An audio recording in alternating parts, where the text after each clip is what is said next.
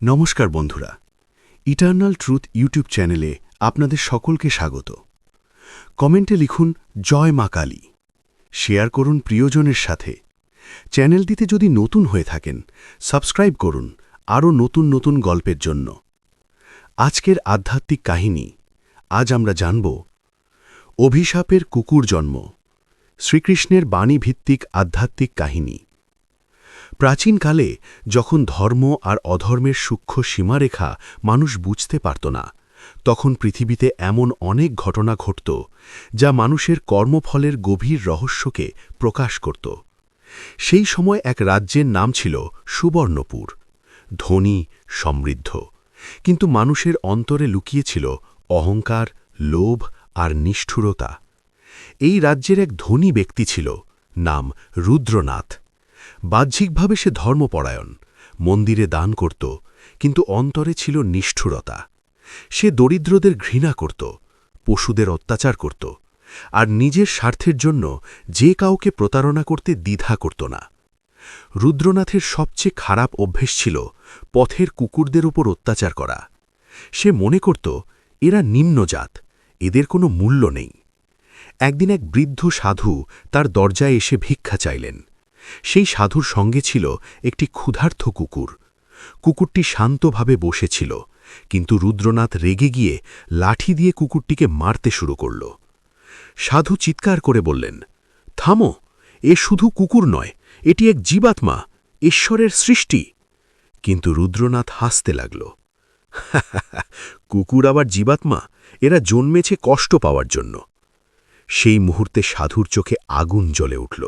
তিনি বললেন, তুমি যে প্রাণীকে তুচ্ছ করছ, তুমি নিজেই সেই যন্ত্রণার স্বাদ পাবে।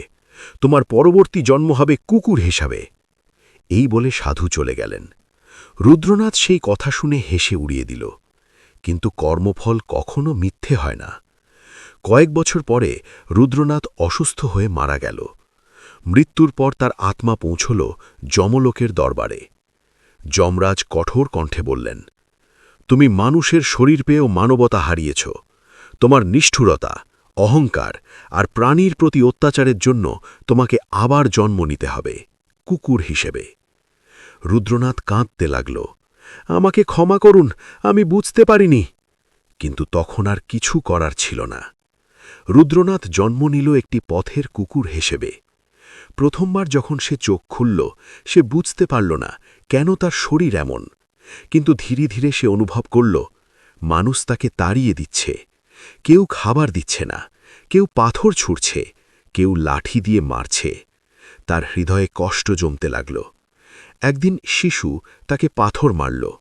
তখন হঠাৎ তার মনে পড়ল, সেও এমন করত।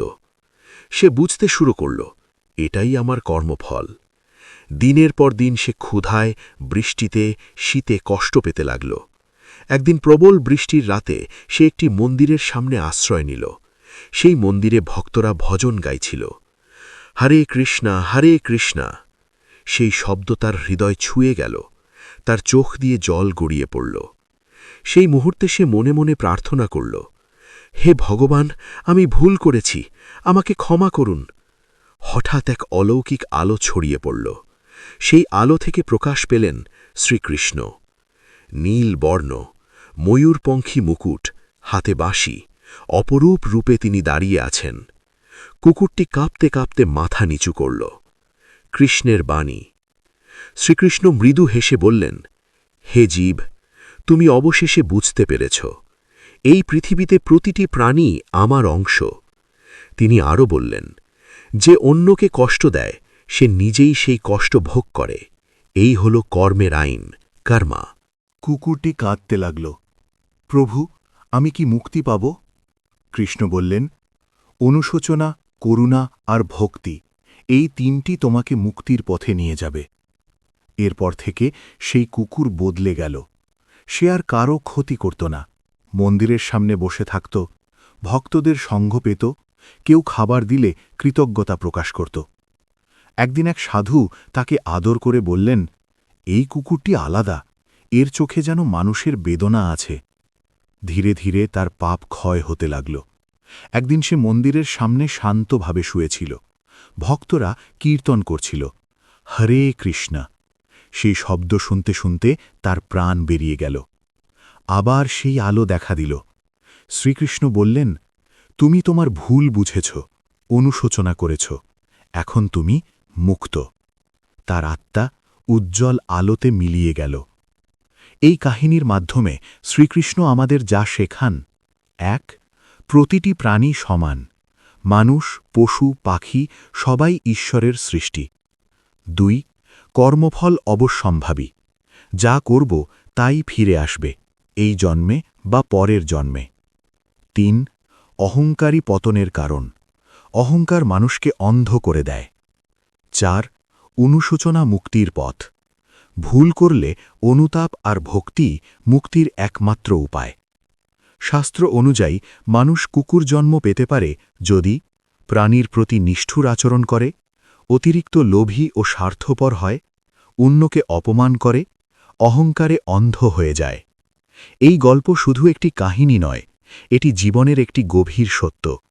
যে কষ্ট তুমি অন্যকে দাও, একদিন তা তোমার কাছেই ফিরে আসে।